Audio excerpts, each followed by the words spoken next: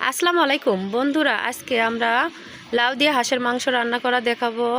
দেখেন, হাঁসের মাংস রান্না করতেছি।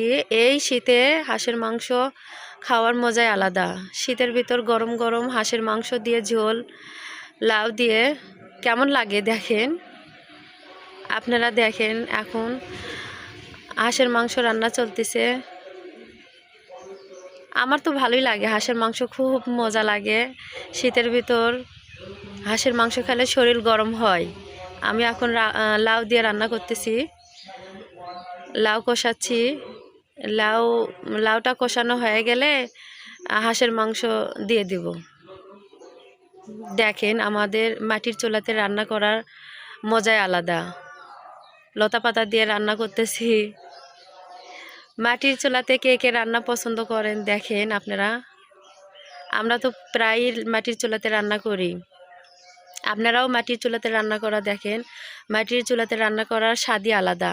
এখন মাংস দিতেছি, লাইয়ের ভিতর মাংস দিতেছি। এখন মাংসটা লাইয়ের ভিতর দিয়ে কষাবো, কষে হালকা ঝোল দেব।